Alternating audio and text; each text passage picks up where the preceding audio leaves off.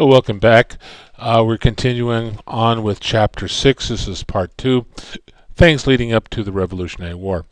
Now, there were three acts, the Stamp Act, the Townshend Act, and the Tea Act, which had a tremendous effect on turning the colonists against the British government. These three taxes were passed as revenue makers to support activity for the Crown. The Stamp Act was passed in 1765.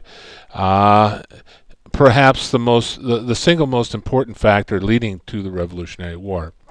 The purpose of this was to support the military forces in the colony, which the British believed that the colonists deserved to pay. The provisions required that you have an official stamp on paper documents, and as to serve as proof of payment. So any published materials, legal documents fell under this, even marriage license and such. Offenders tried in admiralty courts, no trial required if you didn't pay your tax. These were some of the things that you would have to have a stamp applied to in order to do business. The Cartoon Against Stamp Act, of course, skull and crossbones, piracy. The colonists always believed that this should have been an internal tax, something that they should have had a vote on, but they didn't. The Parliament passed it without any consideration of the colonists, strictly to support the military. As far as collecting the tax collectors were not very popular, and many of them were tarred and feather and ridden out on the town on a rail, and so being a tax collector was not probably the most pleasant job. The tarring, feathering, of course, if you've ever had tar on your body and put some fuzzy on there, it's kind of difficult to get off. In terms of these admiralty courts, you had to prove your innocence. There was no peers. You were judged by military officers. Grenville felt the tax was just and fair. The colonists needed to pay their fair share. Now, the Virginia Resolves, led by Patrick Henry, believed that this tax violated their rights as Englishmen. Englishmen had a parliament which was elected, and they approved all taxes. The Americans had no representation in the English parliament. Virginia would refuse to import English goods, and this is going to be an effective way of convincing the English government to repeal this tax. They just simply refused. They boycotted British goods, refused to buy them. And this famous quote, "No taxation without representation," is attributed to Patrick Henry. So he spoke out about the injustice that the colonists were enduring. Patrick Henry's treason speech before the House of Burgesses when he condemned the Stamp Act. The colonists viewed a distinction between legislation and taxation. Legislation, external tax, they were willing to pay a duty on things coming in from England, but taxes, internally, they viewed those quite differently. So legislation, external taxes, taxation, well, that was internal taxes, and that should be voted on by the colonists. And they just didn't feel that they were getting a fair shake from the British government. Grenville suggested the colonists had a virtual representation. That is, they were all Englishmen, and of course the Parliament were Englishmen, and they would represent the colonists even though they had no direct way of voting for the Parliament members. The colonists never bought this argument. And so they go back to no taxation without representation. The Stamp Act Congress in 1765 brought 27 delegates from 9 colonists, and they did adopt the Virginia Resolves, that is, to boycott British goods until the tax was repealed.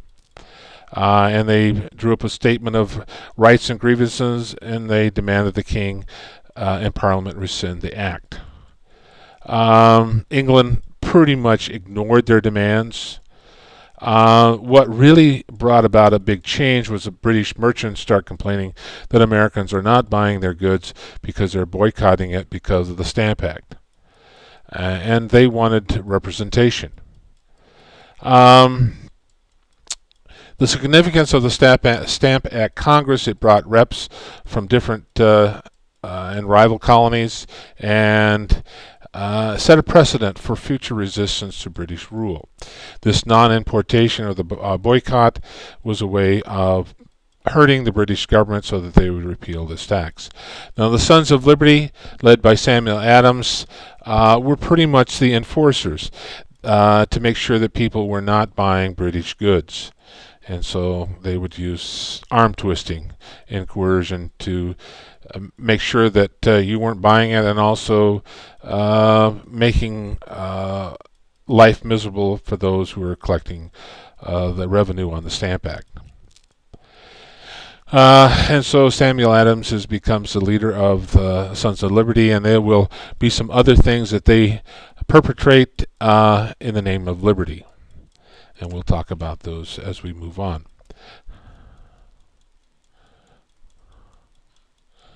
The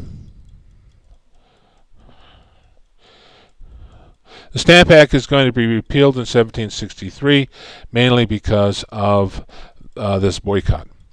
Parliament will immediately pass a Declaration Act that says they have the right to pass any tax on the colonists they choose. Immediately after the Stamp Act was repealed, the Townshend Act was put into effect in 1767.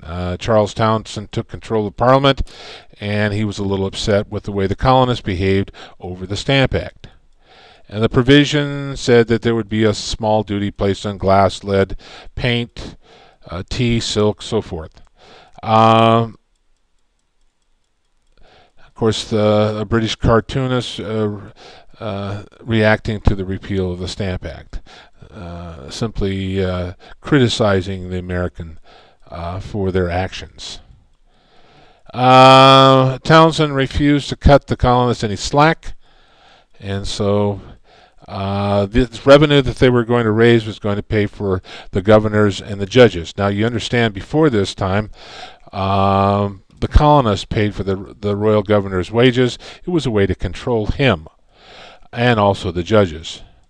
In addition, under this law, they established a commission and vice admiralty courts to enforce it. Royal judges could issue search warrants of private homes, in shops and warehouses, to make sure that this was being passed.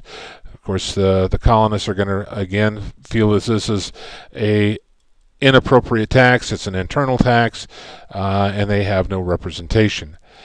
John Dickinson wrote the letters from a farmer in Pennsylvania, which has said that England had no right to levy these taxes, and promoted the Massachusetts Circular Letter, which was signed by the legislature in Massachusetts, saying that England had no right to tax the colonies without representation.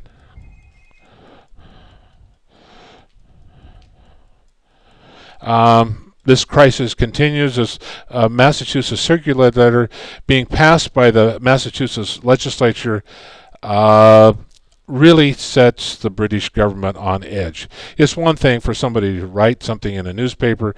It's something else when the government actually is protesting a tax, what the English felt was a lawful tax.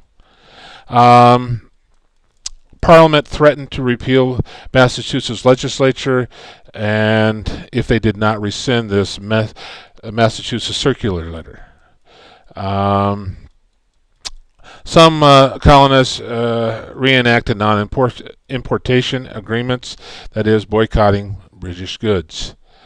Several legislatures were dissolved because of their protests against the Townshend Act. Of course, the Sons of Liberty, they're going to be out there working to rescind this hideous law, in their opinion.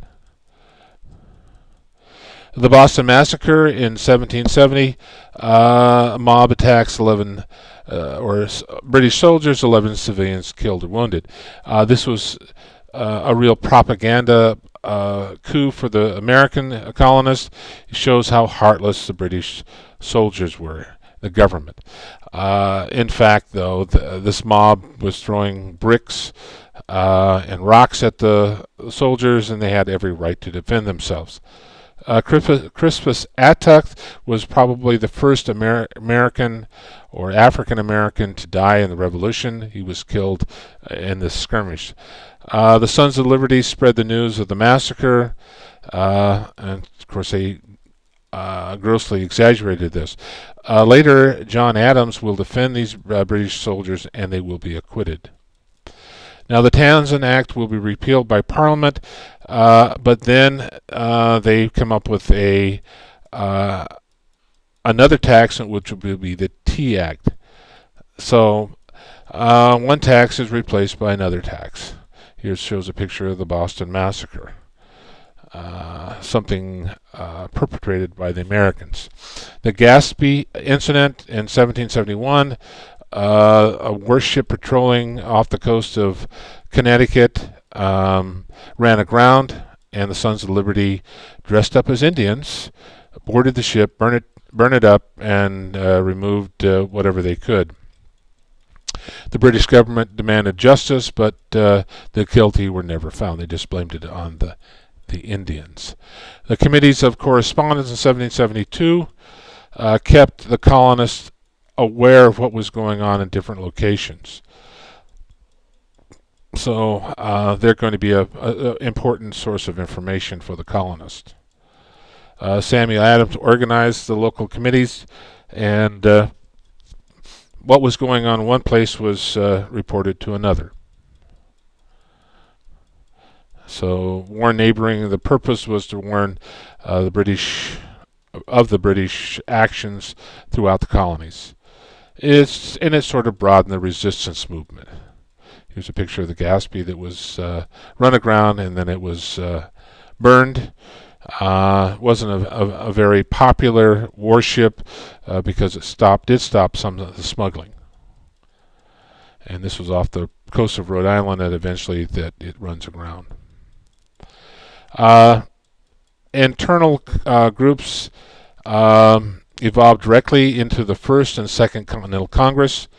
The Tea Act and the First Continental Congress kind of go hand in hand.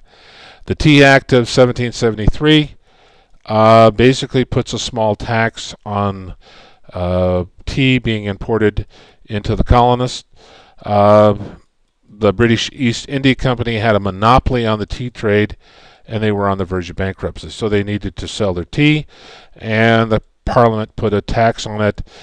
Ironic, the tax and the tea were actually a cheaper price than they had been in past years, and we'll stop right there.